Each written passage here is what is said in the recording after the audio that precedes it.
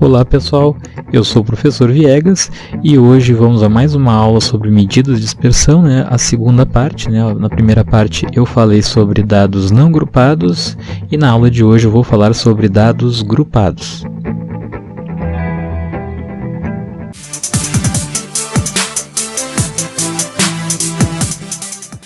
Isso então está na página 16 da minha apostila, que eu vou deixar o link na descrição para quem quiser fazer o download e dar uma olhada, Então a primeira, como eu falei anteriormente no outro vídeo, a primeira medida de dispersão que nós calculamos é a amplitude total. Só que agora nós vamos fazer para dados grupados. O que seriam os dados grupados, eu já falei isso em outra videoaula, são aqueles dados que se apresentam numa distribuição de frequência, onde eu tenho intervalos de classe, eu tenho aqui as frequências, que são as quantidades, então os limites inferiores, limites superiores, aqui então a minha amplitude de classe é 2, 12 menos 10 aqui dá 2, e aqui então nessa primeira classe eu tenho 5 produtos, Aqui está um erro de digitação, aqui é 6, Então, vamos calcular ali a amplitude total, Faz o último valor, o maior valor aqui, menos o menor, Então, 22 menos 10, aqui então a amplitude total, como o meu exemplo aqui em reais, então seria 12 reais. Bom, depois a variância, parecida com para dados grupados, só que aqui entra as frequências, aquela quantidade, somatório de φ ao quadrado dividido por n menos a média elevado ao quadrado, média aritmética, Então aqui, não é pegar o somatório de φ, que a gente usa para calcular a média e elevar ao quadrado, Não, eu vou ter que fazer uma coluna extra, aqui só do x, que no caso aqui, quando é dados grupados, se chama de ponto médio, que é aquele valor bem na metade entre o limite inferior e o limite superior de cada classe.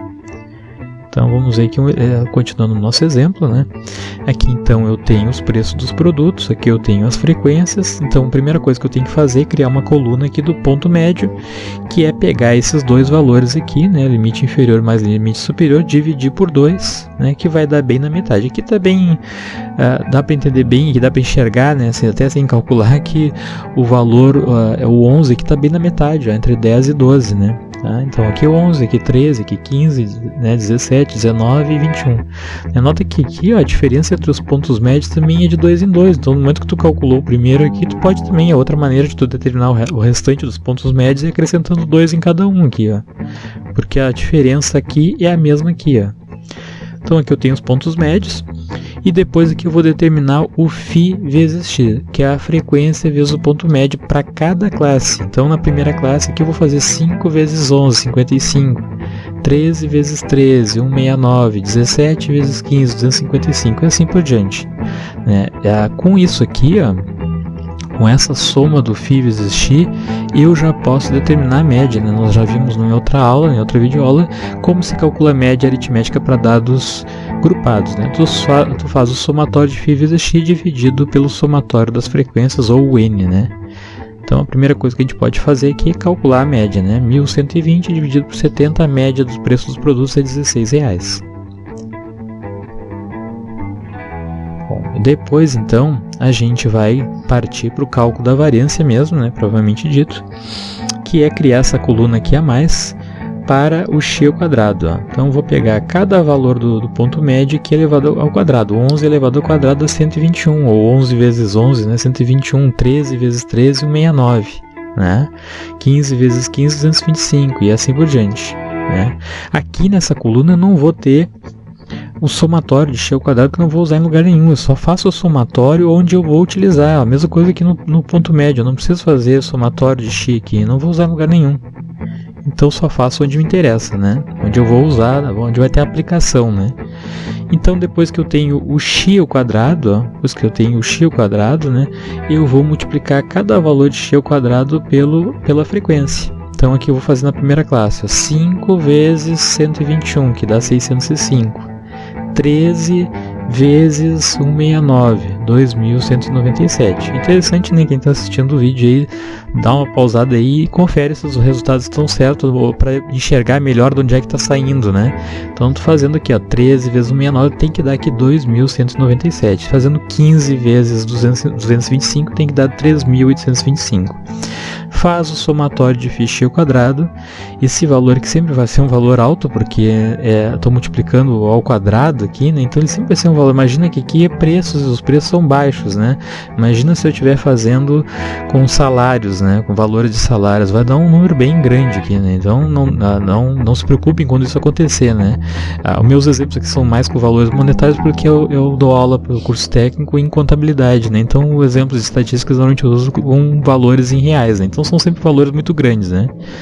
Então aqui deu R$16 a média, e aí eu já posso calcular a variância, né? Então eu vou pegar, substituir na fórmula, no lugar do somatório de φ vezes x ao quadrado, que deu 18.446, eu substituir ele no lugar e divido pelo n, que é 70, o somatório das frequências, menos a média elevado ao quadrado, ou seja, 16 elevado ao quadrado, 16 vezes 16, que deu 256.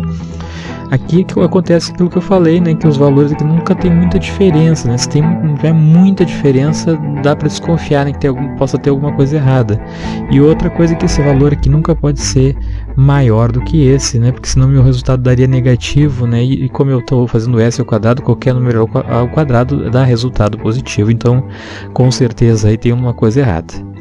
Então, calculando a diferença aqui, eu encontrei 7,5, olha que interessante aqui, reais ao quadrado, né? Mas existe isso, né? Na variância existe. Se eu estou elevando o número ao quadrado, eu também estou elevando a unidade de medida, né? Até se fosse estaturas de pessoas, fosse centímetros, ficaria centímetro ao quadrado, né? Então, não seria estranho. A área, por exemplo, em centímetro ao quadrado pode ser, né? Mas o reais realmente fica muito estranho. Então, o que acontece? Não se utiliza muito essa unidade de medida de dispersão para fazer análise, né? Se utiliza o desvio, e o desvio, para chegar no desvio, eu utilizo a variância, né? Algumas bibliografias calculam o desvio direto, só que a forma fica um pouco maior aqui, né? Então eu prefiro fazer assim, calculo a variância e depois com a variância eu determino o desvio. Por quê? Porque o desvio ali vai ser só a raiz quadrada da variância, né? Então é só fazer a raiz quadrada e eu já vou ter o resultado do desvio.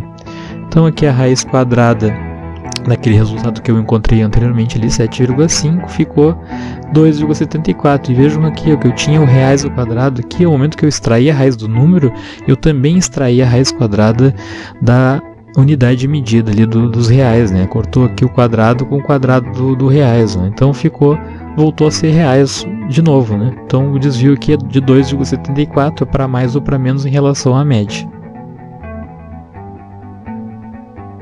E por fim aqui então eu tenho o coeficiente de variação, o CV, né, que é a média, o desvio dividido pela média vezes 100. Aqui não muda nada em relação quando eu na outra aula mostrei para vocês, né, medidas para dados não agrupados, né. Então é igual a fórmula, né, só que agora eu estou usando os valores para dados agrupados, né. Então o desvio aqui é 2,74 dividido pela média, que é 16 vezes 100, né. Então aqui eu mostrei aqui como é que deu o resultado, né? Mas pode fazer direto aqui, ó. Eu sempre aconselho meus alunos divide aqui 2,74 por 16, já multiplica por 100, tu já vai ter o resultado final do coeficiente de variação aqui, 17,1%. Né? E aí então eu posso, através dessa tabela de interpretação do coeficiente de variação, fazer uma análise com relação ao meu resultado, né? Se o coeficiente de variação for maior ou igual a 30%, tem alta dispersão. Se tiver entre 15% e 30%, média, e se for menor ou igual a 15%, tem baixa dispersão. Então, como meu resultado aqui deu 17,1, né? Tem média de dispersão quase para baixa, né? Então é uma amostra bem homogênea, né? Tá? Pela tabela acima eu tenho 17,1 maior que 15, menor que 30, então média de dispersão dá para considerar que seja uma amostra bem homogênea. E se você gostou desse vídeo, não deixe de curtir e de se inscrever no canal do Professor Viegas.